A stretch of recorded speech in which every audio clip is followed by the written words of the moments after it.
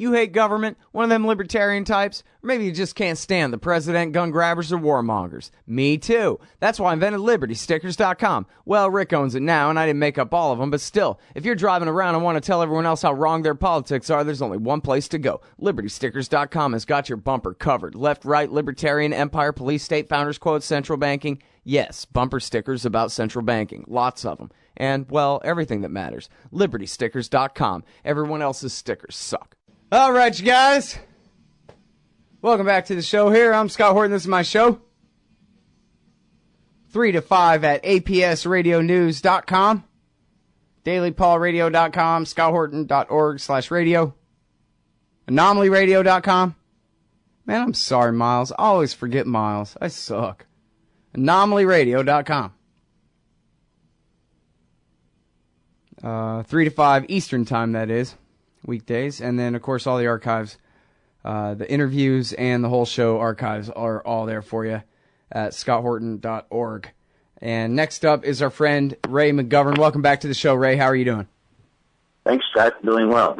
Good, good. Very happy to have you back on the show. Everybody, you know Ray. He was a CIA analyst for 27 years, and now he's a peacenik, and he's the co-founder of Veteran Intelligence Professionals for Sanity. And he's a journalist and a columnist and writes really great stuff and has for a very long time. And he knows a hell of a lot about Eastern Europe and Russia, and in the old context and in the new. So very happy to have you here. And I guess, well, let me say this to you first of all. Eric Margulies, who you may or may not be familiar with, but a very experienced journalist and who knows a hell of a lot about Eastern Europe and Ukraine himself, he said on the show yesterday that he was recently in Spain, and while he was there, he spoke with some Russian diplomat types. I don't know exactly what rank, but anyway, and it was their terminology. They compared the current situation between us and Russia to the Cuban Missile Crisis. I guess they didn't say it was as bad, but they say it's the worst thing since then.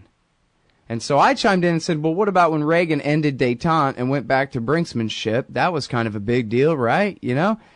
And Eric said, well, you know, whatever, gray area, it's all metaphors. But anyway, it's that kind of level emergency going on right now in the face-off between America and Russia over Ukraine. Do you agree with that? Is that how serious a situation this really is in real life, not just some, you know, rhetoric of people who wanted attention paid to them or something? Well, I'd say it's a difference in degree rather than in kind. What we have here is a situation that need not involve a provocation such as Khrushchev mounted against us when he put nuclear-tipped missiles in Cuba. And we now know in retrospect that they were already nuclear-tipped. I mean, they were ready to go. So this is in no way comparable. What we have here is a situation where the U.S. overreached. The neocons did one regime change too many, and Putin, whereas before the Russian Republic was not able to counter moves like this, now they are. And he's drawn the line. And the sorrowful thing for me is, you know, I never thought I'd see the time when the roles would be reversed 180 degrees. I have to point out that John Kerry, every other sentence is a blatant lie. And what Lavrov is, Sergei Lavrov, the Russian foreign minister, what he's saying is the truth. And, you know, it's really kind of hard for me to kind of turn my mind around here and say, wait a second, you know, the Russians are the bad guys. We tell the truth. And Lavrov lost his patience today. He was talking to a bunch of folks from the former Soviet republics. And he said, you know, this business about RT spreading propaganda, well, we're not even in the same league with John Kerry. And, you know, it's really not, it's not diplomatic to brand our propaganda machine, when we're trying to tell the truth. And here we have Kerry twisting everything out of proportion. And Kerry, you know, really kind of seizing the bull by the horns and saying that Putin has these fantasies where he's turning the situation on the ground completely out of proportion. That ain't so. It's Kerry that's doing that. So bottom line for me is that the rhetoric is really worse than I thought it could be. It's mostly Kerry. You know how I see Kerry? You know, he's one of these Yaley guys, and, you know, he's very well heeled, and he's playing to the girls. We have, you know, Samantha Powers, and we have Susan Rice, and now we have the previous head of the Policy Planning Council of the State Department, Anne-Marie Slaughter. Now, she's out of Harvard and Oxford, and she's supposed to know a lot, but she just wrote an incredible op-ed, which, you know, I'd like to just cite some stuff from so that I could show you how bad it is. Let's see if I have it here. Yeah, what she's saying is we've got to give Russia a bloody nose, and the way we do that is we strike out at Syria. Now, since 2 days ago, bear in mind, she was head of the Policy Planning Council at the state. She says, and I quote, "Now it's impossible to strike Syria legally as long as Russia sits on the United Nations Security Council, because it can always veto that. But, you know, we need to do something together with other countries and just use force to eliminate Syria's fixed-wing aircraft and its and you know, aerial bombardment. We can destroy a lot of things there. The way to do this thing on the Ukraine is to make sure that the Russians know that we're serious. Aerial bombardment is the way. Equally important, shots fired at U.S. By the U.S. in Syria will echo loudly in Russia." Well, they sure as hell will, you know. I mean, is the woman out of her gourd? How does she expect that attacking Syria at this point is going to win them any points with the Russians or reverse the trend in the Ukraine? So if this is the kind of advice that she and Samantha Power and Susan Rice and all those really tough women that Kerry likes to impress, and it's not only women, it's a bunch of neocons and others in the White House, men, then, you know, this is a sorry state of affairs, because when you get into a hole like Kerry and Obama and now, you don't keep digging. You don't make it worse. And that's precisely what they're doing. The Russians have the high cards here. That's very clear. And unless the neocons want to risk war with Russia, which I do hope that they're not crazy enough to want to do that, then this is just going to be a continual embarrassment for the United States of America, with each week that goes forward. I think you may have really solved this. You know, Margulies was saying it's these Amazon women, you know?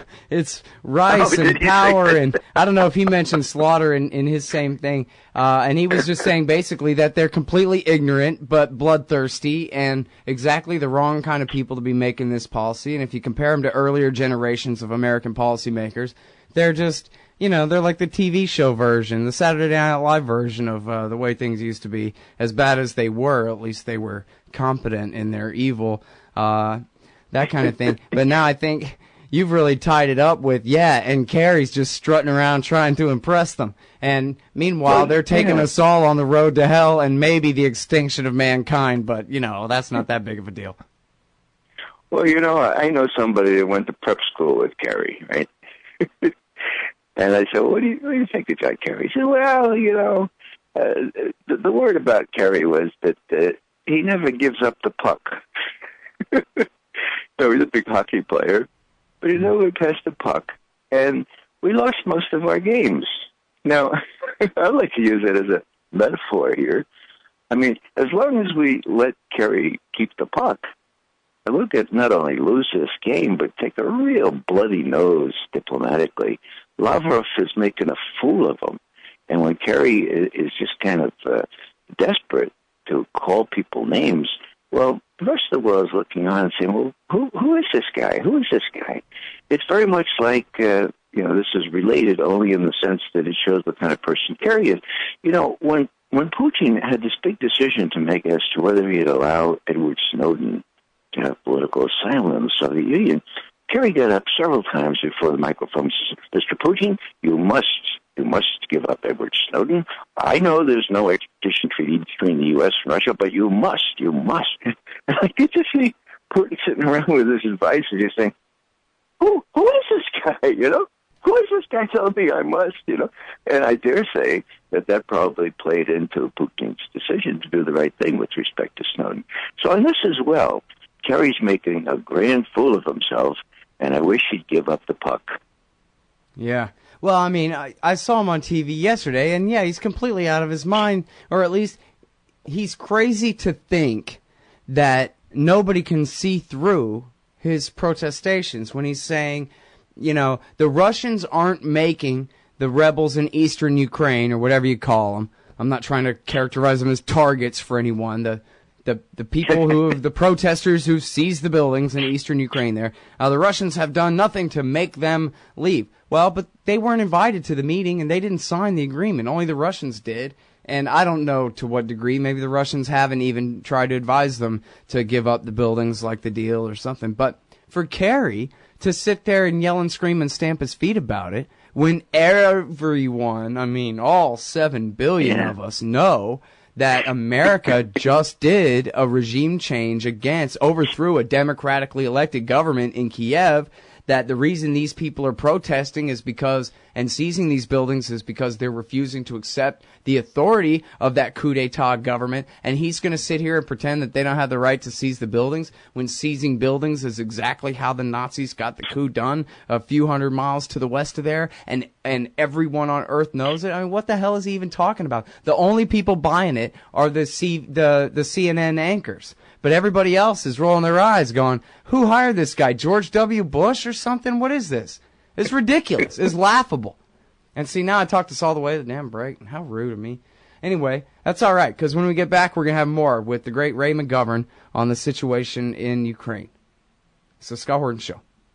Hey, y'all, Scott Horton here for WallStreetWindow.com. Mike Swanson knows his stuff. He made a killing running his own hedge fund and always gets out of the stock market before the government-generated bubbles pop. Which is, by the way, what he's doing right now, selling all his stocks and betting on gold and commodities. Sign up at wallstreetwindow.com and get real-time updates from Mike on all his market moves. It's hard to know how to protect your savings and earn a good return in an economy like this. Mike Swanson can help. Follow along on paper and see for yourself. wallstreetwindow.com. All right, you guys, welcome back to the show. I'm Scott Horton, and I'm talking with Ray McGovern. RayMcGovern.com is his website. He also writes at consortiumnews.com. And as long as I'm mentioning that, I got to tell you, Robert Perry is writing every day about Ukraine and just kicking ass over there about American intervention on Ukraine. And there's some good ones by Ray there as well. But you should be looking at Consortium News every single day during this crisis. I was going to mention, Scott, that people get the idea that they know what's going on in Ukraine because they read the New York Times, right? And especially on Monday morning when it has a lead headline that talks about, all these things that are going on, which happen to be wrong, and shows pictures, photos of these Russians that are identified as Russians in Russia first, and now they're in the Ukraine. So what further need have we to proof? Well, we know now that those pictures were bogus. They're taken in the Ukraine, not in Russia. And these, face visual techniques, or whatever they call them, recognition techniques, are bogus in and of themselves. So Bob Perry pointed that out. And to their credit, I suppose, the New York Times backed off once again. Well, they had poached They had poached at least one of these pictures off of Instagram and didn't even ask the photographer where it was taken. And then she came out and said, hey, that's my picture, and I took it inside Ukraine, when it was supposed to prove here are these same men in Russia, which means they must have crossed into Ukraine. Ha! Michael Gordon again. Judith Miller's co-author strikes again, these guys. Incredible. Yeah, they're going to get us into another war if we don't stop them. All right, now let me ask you about the mirror image of that, though, because yesterday Eric Margolis said he's got sources in the American military establishment who have told him that the Joint Special Operations Command, on the other hand, is very much in eastern Ukraine right now, laying groundwork, preparing the battlefield. I don't know. What do you know about that, former CIA man? Well, I don't know anything specific, but it wouldn't surprise me. Could you find out anything?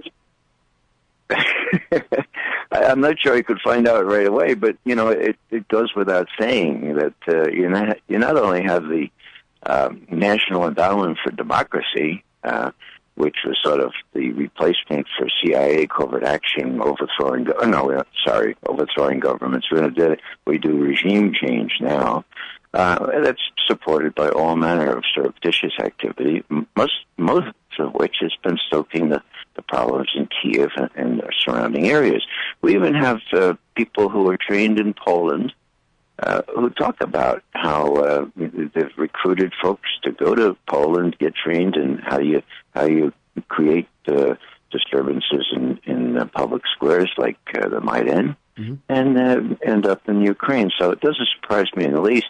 By the way, let me mention that's at nie.com.pl. That is the Polish paper that has published that story about these Ukrainians coming and being trained in Poland. There may be more sources than that. But that's nie.com.pl. I'm sorry, go ahead. Yeah, well, and Poland is one of those countries that not only took in our prisoners that were kidnapped during the Iraq War, but allowed the CIA to have its own little black site interrogation building way off in the wilds of some forest. And I guess to their credit, the head of their intelligence arm is now indicted, and they're pursuing that against them. It would be nice if they pursue it against other people who are involved in torture. But anyhow, Poland. It was my wife that published the location of that torture prison, Ray. Yeah, congratulations to Larissa. Remember that? Yeah. So all these things kind of fit in, and one of the marvelous things, or I should say, one of the things to marvel at, is the degree to which Europe is just sort of acting in such a servile way when they know what the truth is, and yet they sort of follow in behind the U.S. Even now. I think that may be changing, but it's changing so slowly that it's remarkable that they, knee-jerk, and they all say, well, if Kerry said it, it must be right. And, of course, they know what happened there, and he was caught with his pants down, and now he's got to act like a big machismo guy. The sooner that Obama gets rid of Kerry, the better. Yeah, you got that right. Boy, I mean, I guess I wouldn't say I prefer Hillary, but I sure don't like him in that job. So now, to the bottom line here, it sure looks, Ray, like the government of in Kiev, such as it is, the American-installed coup d'etat junta, or whatever the hell it is, they swear they're going to send, I guess, the right sector thugs and Svoboda and whatever, all they have left of a military now. But they've already killed some people. But they're declaring that, we're going to fight. We're going to basically invade eastern Ukraine and dislodge these people from all of these government buildings that they have seized and end the Donetsk Republic, or however exactly you say that, and what have you. And then, so the question is, double, obviously, do you think they're really going to do that? And then what do you think the Russians are going to do? And then, I guess the third question, and then what's going to happen in Washington, D.C. and in the skies over the poles? Well, let's start with Ukrainians. Now, they're getting expert advice from a high official who never served one day in the armed forces. His name is John Brennan, and he knows a lot about how it should be done in terrorism, right, against terrorism. And that's why when he instructed the provisional government there in Ukraine to go after those people in eastern Ukraine, and they said, yeah, but they're our own people. He said, say it's a war on terrorism. And I said, hey, that's a good idea. So that's the way it's branded here. They're terrorists out there. Those people who don't like the corrupt Ukrainian government and don't like being put in the second-class citizenship status, they're all clearly terrorists. Now, as we know, about this time last week, Scott, the initial offensive, so to speak, by this anti-terrorism war machine started, and a lot of the troops, and including some of the armored personnel carriers and armored vehicles, they defected. And a lot of the others were surrounded by Ukrainians and said, please, don't do this. And they dismounted they gave their bullets and so forth, their rockets to the people, and the people bust them back to the Ukrainian military base. So this is a crowd that can't be relied on. Even their airborne forces were involved in those fiascos. So to the degree that Brennan is advising them on that, it's going to take probably another couple of weeks, but finally they're going to say, this guy doesn't seem to know anything about the realities in Eastern Ukraine. As for the Russians, this is one of those situations where they can and they fully intend to sit back and watch what happens. What's happened so far... Well, wait, so you're telling me... what you're telling me is Western Ukraine, the government America has put in power there, they can't invade the East and do a damn thing about the protesters, and so therefore the violence, the consequences will not be severe enough to serve as at least quote-unquote cause for Russia to intervene on the pro-Russian Ukrainians' behalf. Is that what you're telling me? That's what I'm telling you, unless things change appreciably. What the Russians can do is simply watch what's going on. The economy is in shambles. The gas may actually be curtailed or even shut off. The gas deliveries not only to Ukraine but to Western Europe. The Russians have all the high cards here. That's why I can't understand why Kerry and Obama keep digging the hole deeper.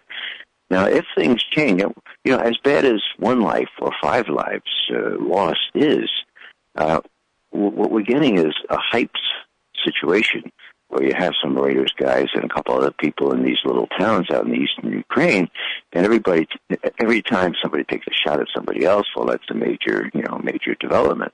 Unless we see some real bloody confrontations involving Ukrainian forces against terrorists, of course, then I think the Russians can really kind of look back and say, the U.S. is making a fool of itself.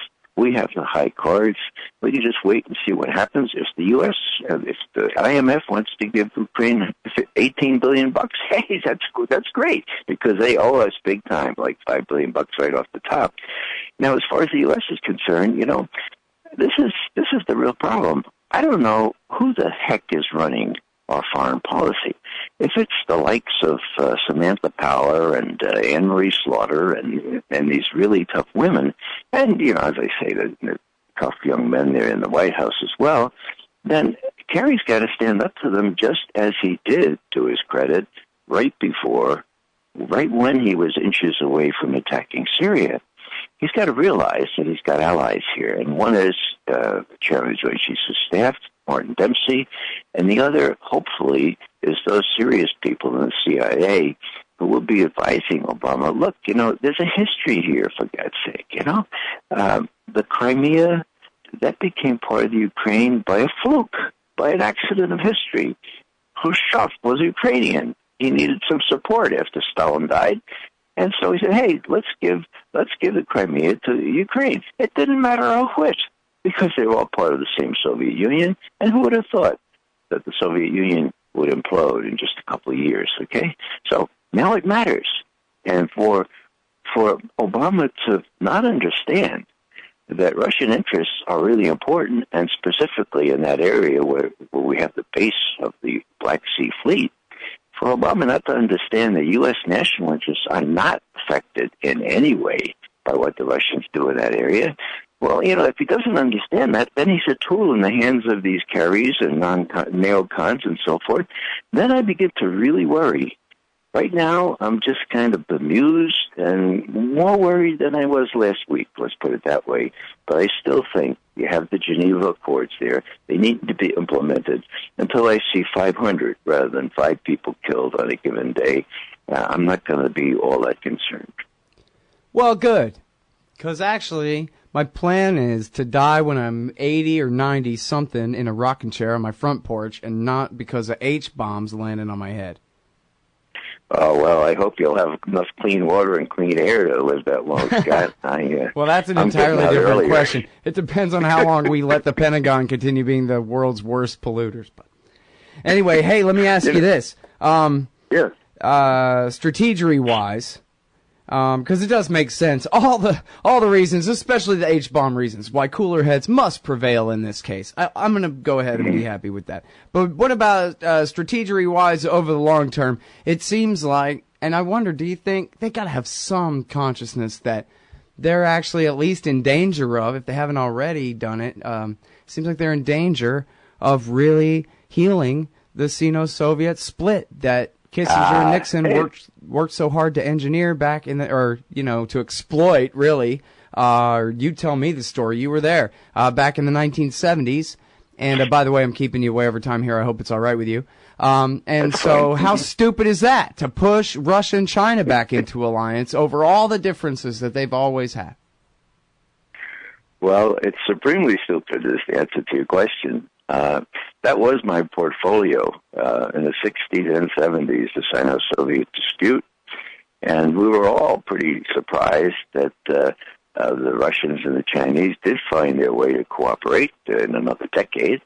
And when I was following this thing, the bilateral trade was $400 million a year between China and the Soviet Union. You know what it is now? God, it's probably about $40 billion. In other words, the relationship has already been healing. How have the Chinese reacted to what's going on in Ukraine? Very, very mildly. They don't like people, assuming control over territory that isn't nominally theirs, like the Crimea. But have they criticized Moscow? They have not. And the Russians have a fertile field for all that oil and natural gas because instead of pipelining it to Western Europe, China needs this stuff desperately. China needs other things that Russia can supply and is supplying. So, the Sino-Soviet dispute is over. The way Kissinger, I have to say, quite adroitly played the two off, one against the other, that's passé. What's happening now is China is a main beneficiary of the new accurate atmosphere between Moscow and Washington, and they can sit back and invite the Russians to kind of focus, to pivot toward the east, to coin a phrase, and to forget about worrying about these people who, I'm beginning to believe Putin can only conclude that they cannot be trusted, not even Obama. He worked out this deal on Syria. Maybe he didn't expect Obama to say thank you or anything like that, but at least he would expect a modicum of respect, and instead he's getting personal invective from Obama's Secretary of State. Right. Well, and now the thing is, too, it doesn't seem to me like there's any inherent problem with Russia and China getting along. That's exactly what I want. But I meant to say, from the point of view of the American empire, it seems like they're so busy picking a fight with everyone that they're not even loyal. Never mind do they show respect to Vladimir Putin. They don't even show respect to the different departments of the State Department's policies. Where here, if they really want to contain China so bad, it would seem like, that was what Dana Rohrabacher was even saying. Well, geez, if China's what we're after, then we need to ally with Russia. They're our partners, and we have Al-Qaeda in common as an enemy with them and all of this. And so why would we pick a fight with them over Ukraine? So I don't really mean to say from a libertarian point of view that I have a problem with the healing of that split. I just mean, or from my own point of view, but just from the point of view of the empire, it doesn't seem like they have any kind of coherence into, or they're so bent on, world hegemony, they don't even really see the working parts the way they work. Or I guess I'm probably just missing something. I don't know. No, I don't think you are. It's the height of irony, it seems to me, that 3 decades from now, we will be able to have a chapter in the history book that will be captioned, Victoria Nuland induces the fall of the empire. Victoria Nuland, the one who was passing out cookies on Freedom Square, Independence Square in Kiev, and who said in an intercepted telephone conversation that Yats is our guy, and 4 weeks later, who becomes interim prime minister, Victoria Nuland's Yatsenyuk. Now, what I'm saying here is this, that the Chinese are, they're feeling their oats Now, there's a way to deal with that, and I prefer diplomacy than sending ships and, Marines to Australia and all that kind of stuff. But what I'm saying here is that there are islands off China and off the Philippines and off Japan that are disputed. And they have rich mineral deposits, oil and so forth underneath them. Now, let's posit this. Let's say the Japanese, to invoke their mutual defense treaty with us, take a couple pot shots at the Chinese ships who are acting provocatively in that area, right? Okay, so they say, "Oh, hey, Washington, you're bound to come to our aid." What's China going to do? Well, I think China's going to turn to the West and say, "Hey, Russia, you can help us out on this. Why don't you rattle a couple of sabers? Because you got sabers to rattle. Where U.S. troops now, well, sure, there are only 150 in each one of these Baltic republics and in Poland, but yeah, you can do some menacing of your own." In other words, the equilibrium could be established to the point where, the defense treaty with Japan might not be worth very much, and once the Japanese realize that, we're in more trouble in the Far East. So if you look at this in a major sort of strategic perspective, you've got change here that is really just beginning to really catch fire. You've got the BRIC companies, Brazil, Russia, India, and China. They're getting their economic act together. The Russians, I saw today, with Russia, who was it? It was Pucci. He was saying, look, MasterCard, Visa card, all that stuff, that goes through Western banks, through U.S. banks. We're going to stop that. That's crazy. We're going to have our own MasterCard, Visa card. And you know what? It doesn't make a lot of sense to have the dollar as, the benchmark of everything and trading oil and stuff. Well, they would change that too. So these things happen. And a catalyst like this, even though it's relatively minor and meaningless when we get to the Ukraine, because of the way it develops and because the lack of trust that could have built up after the Russians helped us out of Syria, those chemical weapons are 80% destroyed now. Why couldn't we build on that stuff instead of provoking the Russians in the Ukraine? Scott, I want to tell you about something that give you a little tip here. The Veteran Intelligence Professionals Fraternity have been appalled by all these letters from the neocons saying we got to give bloody nose to the Russians and all that stuff. We have a memo that's going to appear tomorrow, and it starts out by saying we, the underside, have 300 years of intelligence, military, and law enforcement experience. Unlike many experts and advisors who base their arguments on abstract notions about international scene, read Anne-Marie Slaughter, our insights are drawn from a depth of hands-on experience inside the U.S. government, here and abroad. Given this background, we share a profound understanding of the great responsibility that accompanies great power, and we want to lay out our views on the Ukraine, the more so in as much as the airwaves, TV, and the newspapers are giving a great deal of space to the same pundits and academics who got Iraq so wrong just over a decade ago. So that's something to look forward to. It's just 2 pages, but it's very pointed. It's directed right at the president, as most of our VIPS memos are, and it's meant as a sort of a counterweight to this idiot advice he's getting from the strong women and the macho men that he's been listening to. That is, Obama's been listening to in the White House, State Department, and so forth. Yeah, well. It's funny that it depends so much. I mean, I don't know. I guess I depend on all you guys to teach me a lot of things when you come on the show and help inform my perspective. But anyone ought to be able to see through their stupid opinions as being just too stupid to follow. I mean, I don't know how in the world anyone, unless it was Obama's idea, how do they talk him into hiring Robert Kagan's wife and Dick Cheney's former Europe advisor, who, for all I know, worked on the Orange Revolution in 2004 or something like that. But still, Robert Kagan's wife, Bill Kristol's alter ego, you're going to put her in charge of your Eastern Europe policy? I mean, bad advice is one thing, bad presidents are another, Well, Hillary told them to. That's just it. I mean, I don't know. Obama doesn't seem to have much of a backbone or common sense. I guess he thought he could come in and act like Abraham Lincoln and have a group of people who are rivals, and that he could manage them. He can't manage anything. He's a lawyer. He's working on a Lincolnian death count now. A few 100,000 here, there. All right, well, so let me ask you about you mentioned the chemical weapons and the deal, and of course, I mean, this is other than giving, on the same level as giving Snowden temporary shelter, and really it was Obama that stranded him there by stealing his passport.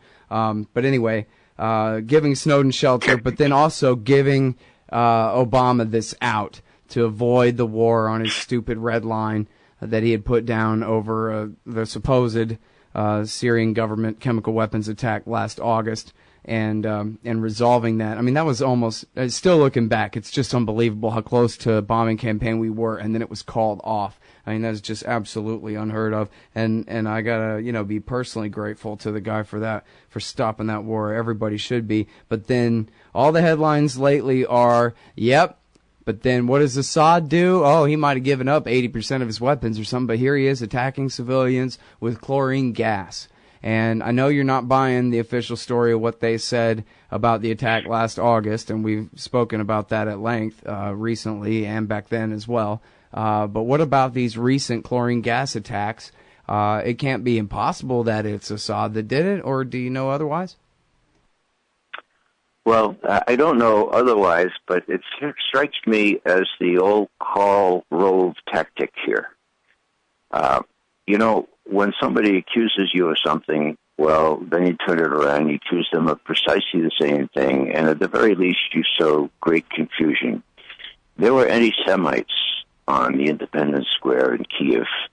There were all kinds of neo-Nazis. And so what happens now? Well, the neocons turned that around and said, oh, no, it's the people in the eastern Ukraine who are anti-Semites. Look at that forged declaration that they served up. Right. So is everybody confused? Yeah, everybody's confused. That's the purpose, okay? So now we have the chlorine gas. Well, Kerry, I imagine, must be terribly afraid that somebody's going to finally take Cy Hirsch and the rest of us seriously and say, Secretary Kerry, why did you lie 35 times in a row on August 30th by saying you knew that Bashar al-Assad was behind those chemical attacks? We know now that it wasn't Assad. Why did you lie? And so how did they create confusion? Well, they accuse whoever of chlorine gas attacks. Now, chlorine is not an effective chemical weapon to begin with, and there's no indication of the provenance of these things, and it's all very vague, and the U.S. and the UN are looking into it. But what have they done? They've created another page one New York Times sort of confusion thing where people say, well, I thought Cy Hirsch said it was the rebels, and now who's doing this one, So that's my reading of the thing. I do not take it seriously for lots of reasons. I really would like to see the sources of these information before I take anything seriously, the more so. You think you could talk to some CIA friends and see whether they're believing in it? We have lines out, Scott, so as soon as we learn something, if we do, we'll let you know. But I think this is not serious enough to expend a lot of effort on. All right. Thanks very much, Ray. I'll let you go. I sure appreciate it. Not at all. Bye now. The great Ray McGovern, everybody. RayMcGovern.com, ConsortiumNews.com. Hey, y'all, Scott here. First, I want to take a second to thank all the show's listeners, sponsors, and supporters for helping make the show what it is. I literally couldn't do it without you. And now I want to tell you about the newest way to help support the show. Whenever you shop at Amazon.com, stop by ScottHorton.org first, and just click the Amazon logo on the right side of the page. That way, the show will get a kickback from Amazon's end of the sale. It won't cost you an extra cent. And it's not just books. Amazon.com sells just about everything in the world, except cars, I think. So whatever you need, they've got it. Just click the Amazon logo on the right side of the page at ScottHorton.org, or go to ScottHorton.org/Amazon. Hey, y'all, Scott Horton here. Are you a libertarian and or peacenik? Live in North America? If you want, you could hire me to come and give a speech to your group. I'm good on the terror war and intervention, civil liberties stuff, blaming Woodrow Wilson for everything bad in the world, Iran, central banking, political realignment, and, well, everything. I can teach markets to liberals and peace to the right. Just watch me. Check out ScottHorton.org/speeches for some examples, and email me, Scott@ScottHorton.org, for more information. See you there. The military-industrial complex. The disastrous rise of misplaced power. Hey, y'all, Scott Horton here. I'd like for you to read this book, The War State, by Michael Swanson. America's always gone to war a lot, though in older times it would disarm for a bit between each one. But in World War II, the U.S. built a military and intelligence apparatus so large, it ended up reducing the former constitutional government to an almost ceremonial role and converting our economy into an engine of destruction.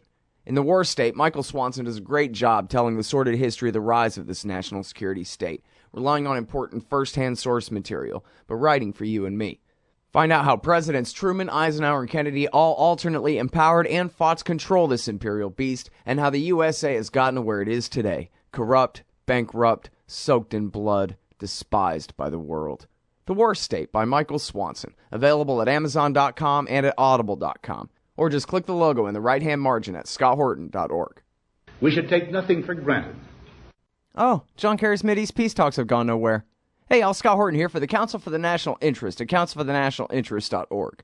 U.S. military and financial support for Israel's permanent occupations of the West Bank and Gaza Strip is immoral, and it threatens national security by helping generate terrorist attacks against our country. And face it, it's bad for Israel, too. Without our unlimited support, they would have much more incentive to reach a lasting peace with their neighbors. It's past time for us to make our government stop making matters worse. Help support CNI at councilforthenationalinterest.org.